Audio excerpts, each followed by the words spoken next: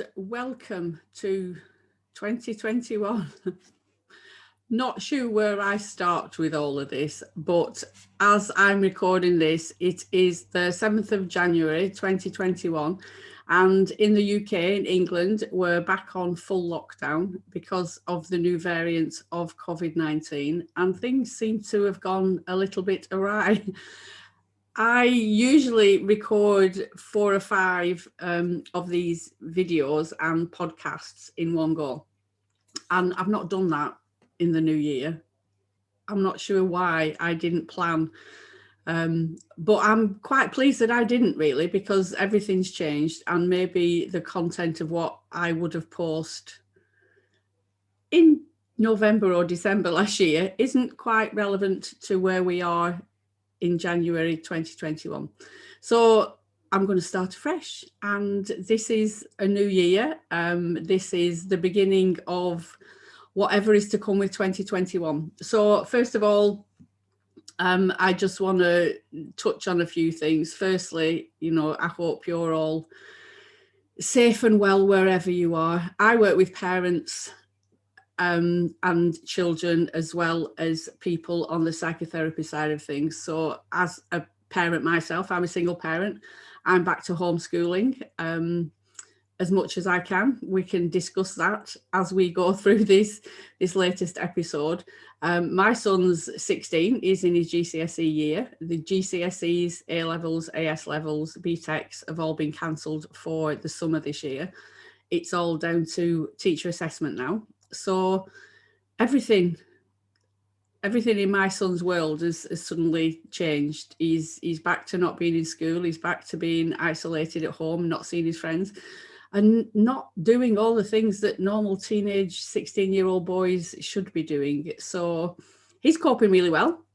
I put a post up on my Facebook page. I deliberated quite a bit about it, because when he heard the news from Boris Johnson, I didn't tell him the news. He learnt it on Facebook off his friends.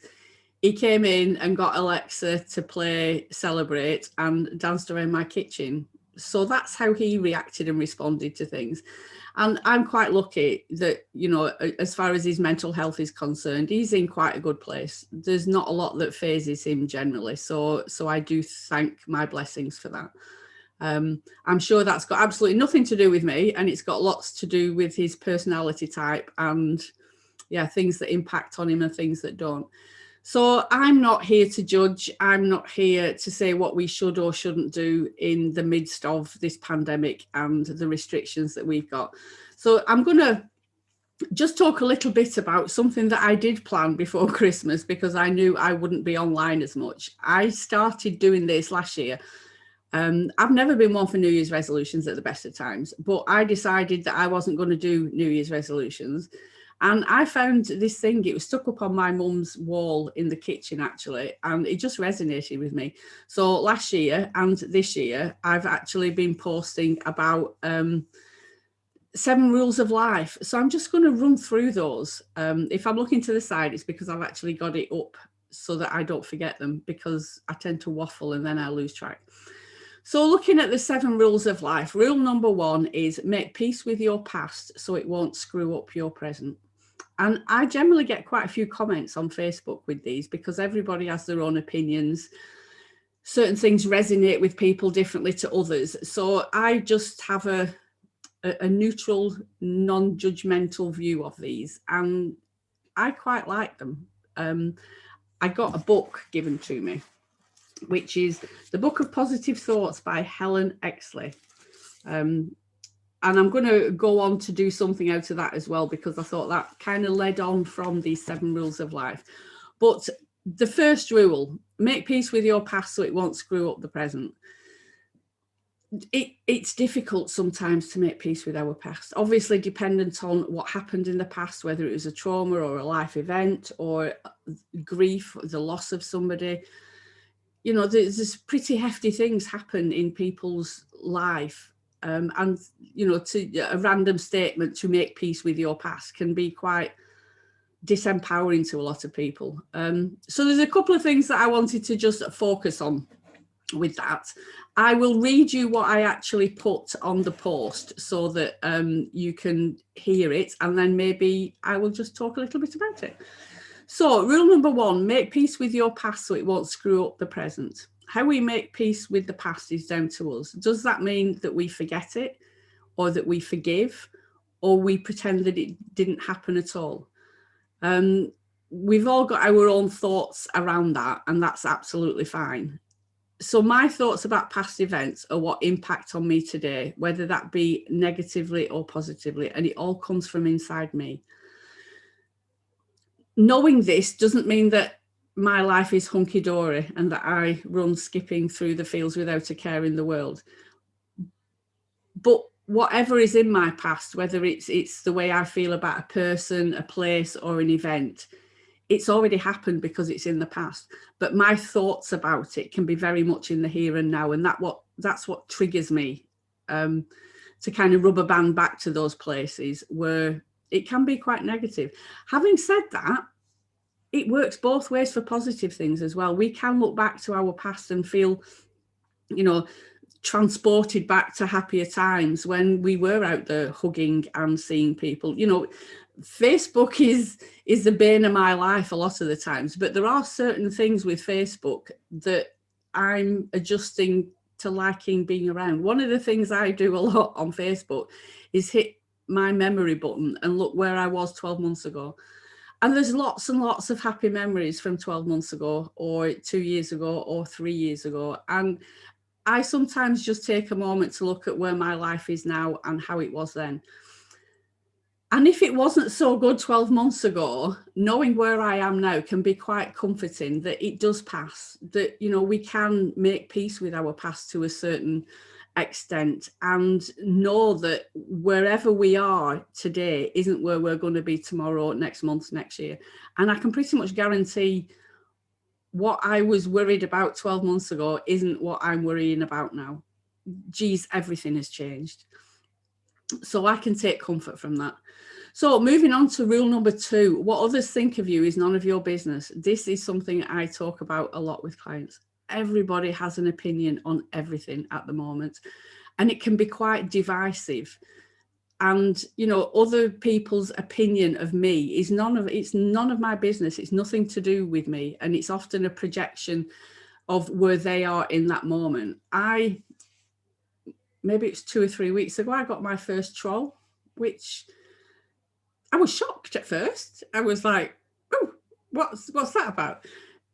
The more I conversed with this person, the more it became quite clear that she was missing the point of my post, and she made an awful lot of presumptions about the post and read between the lines and got lots of information that wasn't actually there to begin with. So I had quite a nice conversation, and towards the end I felt a lot more positive about it.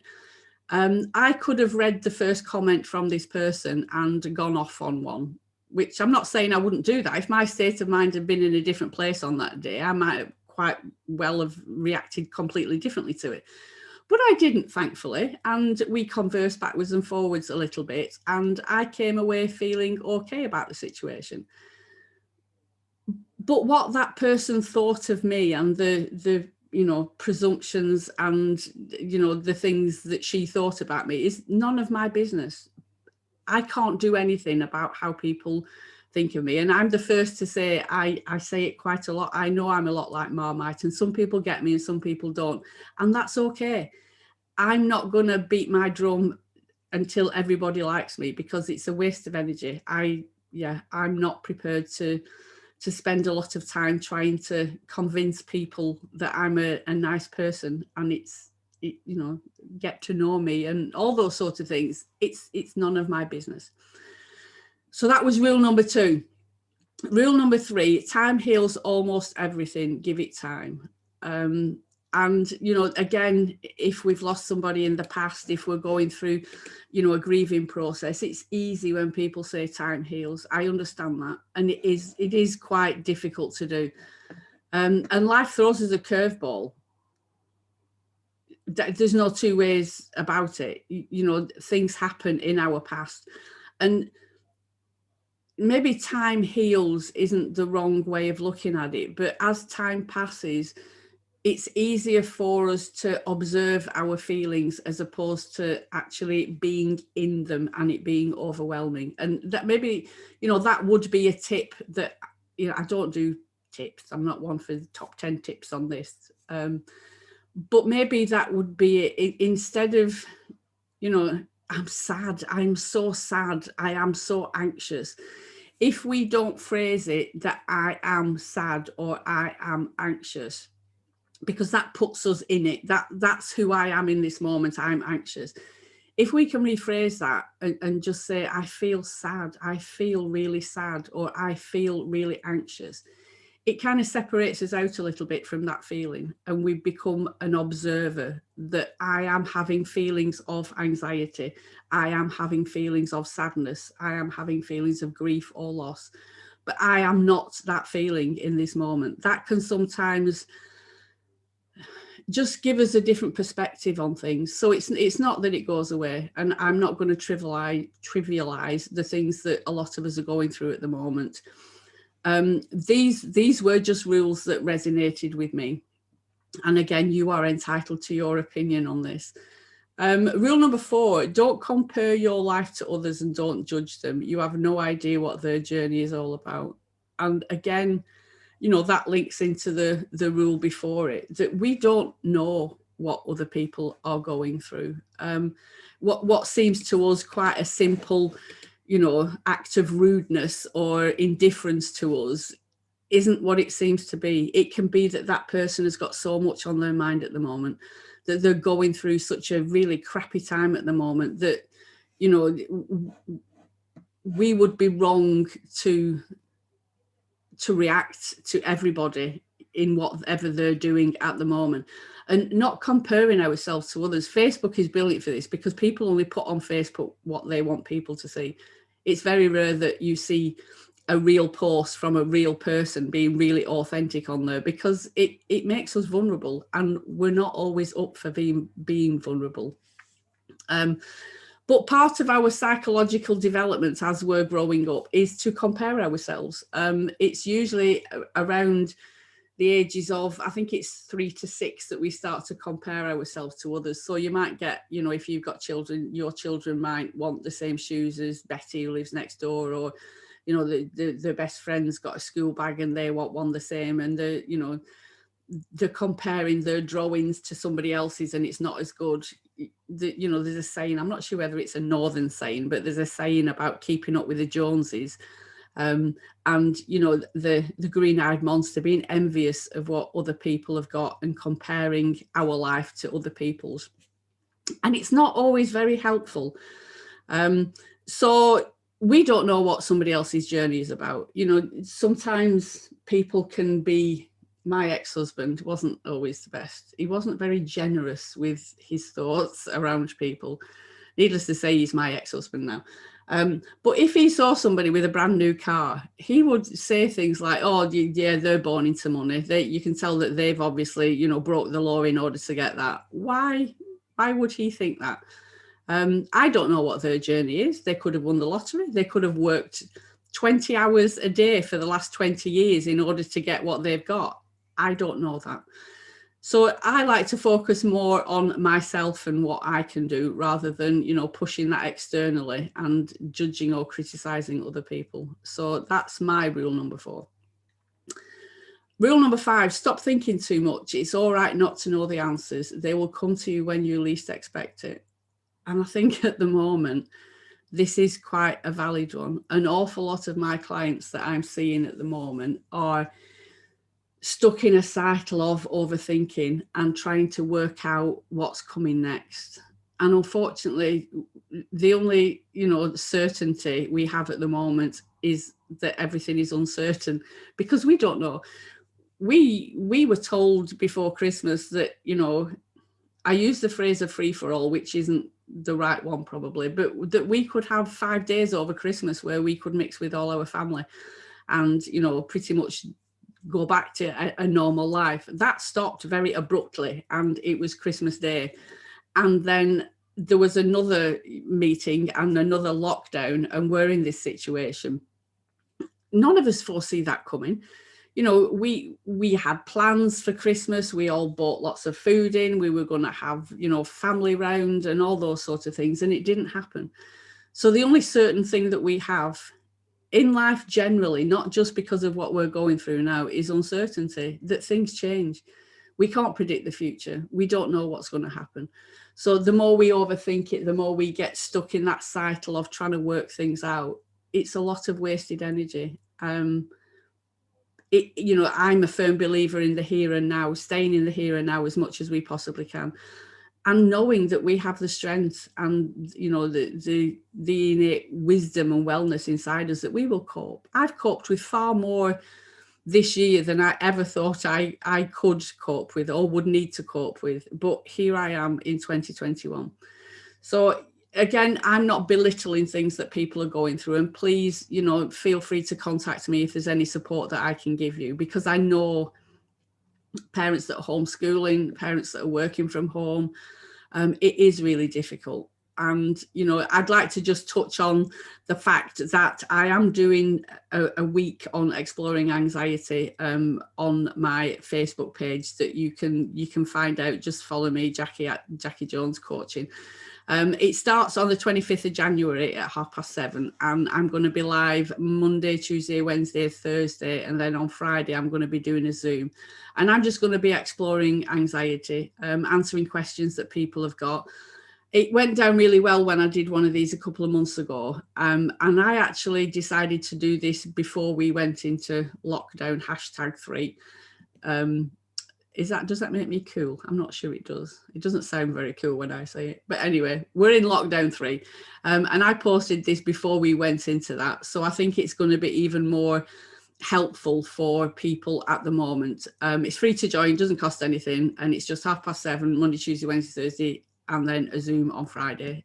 So just check out, it's an event on my page. You can join in with pleasure. If you're listening to this after the 25th of January 2021, then please don't click on that link, because it won't be happening. It will have already happened. Whatever it was, it's already been and gone, and it's in the past. So rule number 6 out of 7, no one is in charge of your happiness except you. And what I mean by that is that I can't make somebody else happy. I can support them while they're going through whatever they're doing, but I don't have a magic wand, and I can't make somebody else happy. Same as other people can't make me happy. It all comes from inside me. We all have different perceptions and different thoughts and feelings about things. You know, for some people, climbing up Snowdon in the snow would make them happy. For me, that's the worst thing I can imagine. It's not something I do. So it's our perception of, you know, 1, what is happiness? And 2, is what makes me happy the same as what makes somebody else happy? And again, it's that moving target. We don't always know.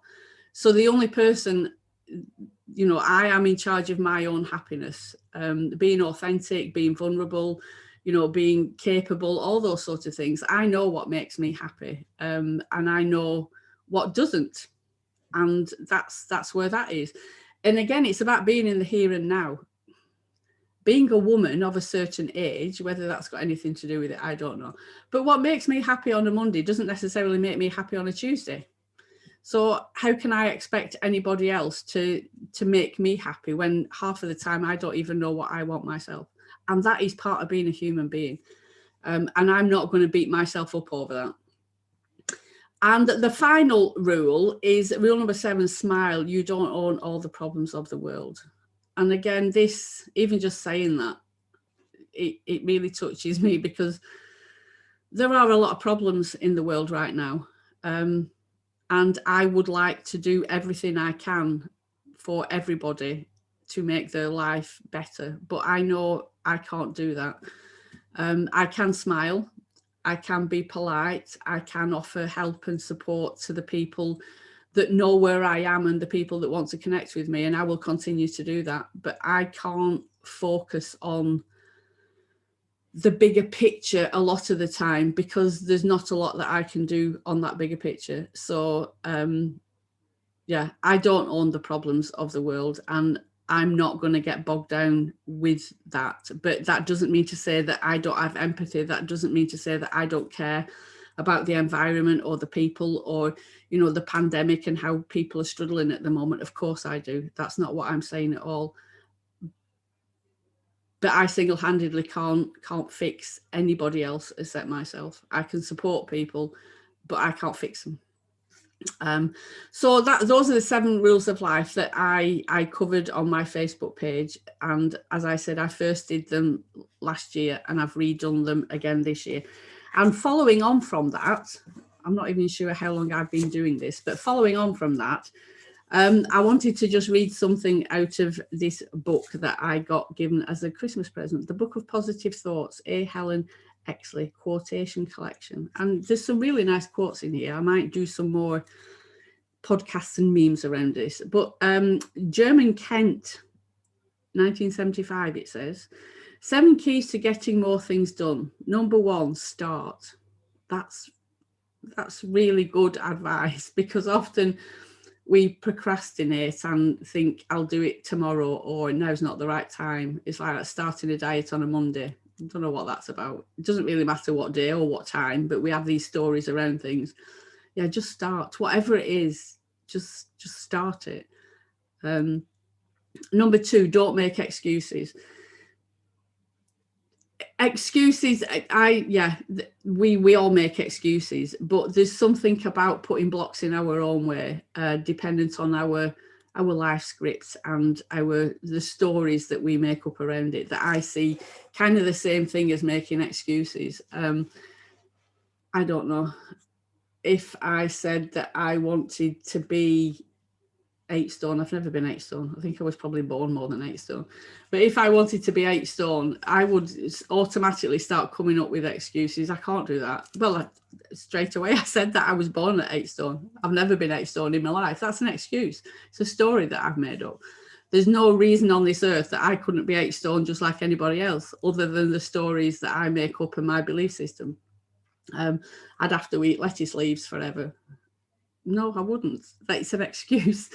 So it just, you know, I laugh, I smile when I say things like this, because I'm so aware of what my stories are and the things that I say around. It's like jogging. I've got a treadmill and I hang my clothes on it. It's a very handy clothes horse.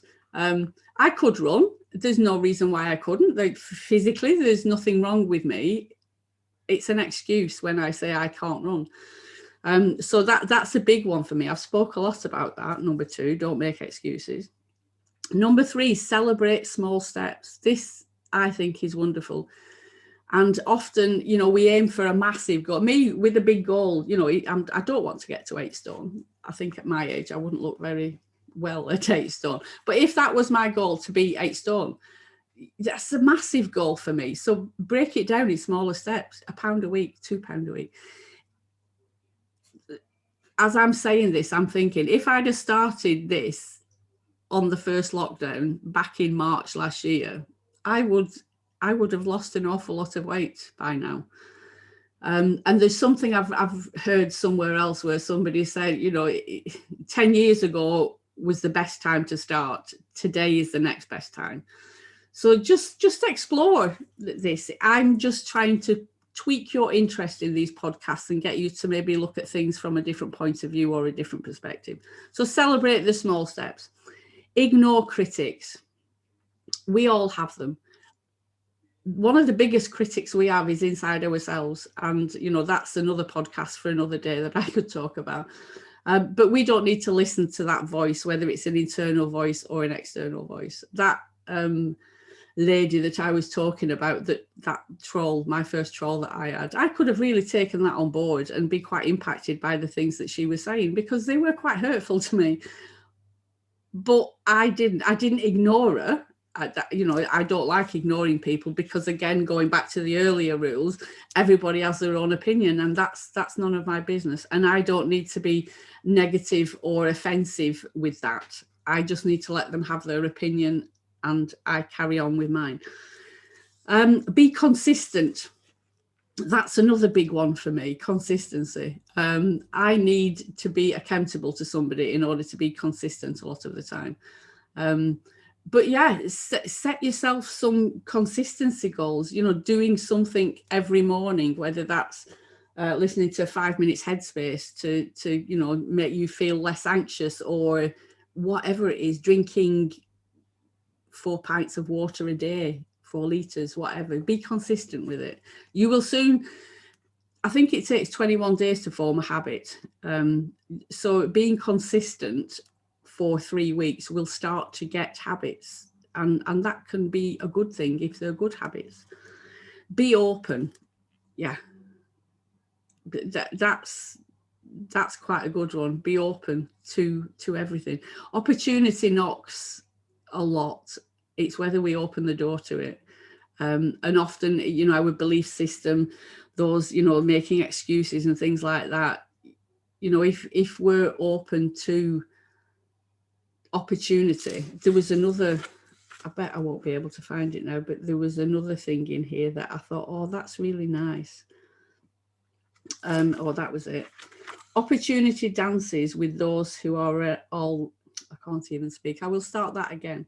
Opportunity dances with those who are already on the dance floor.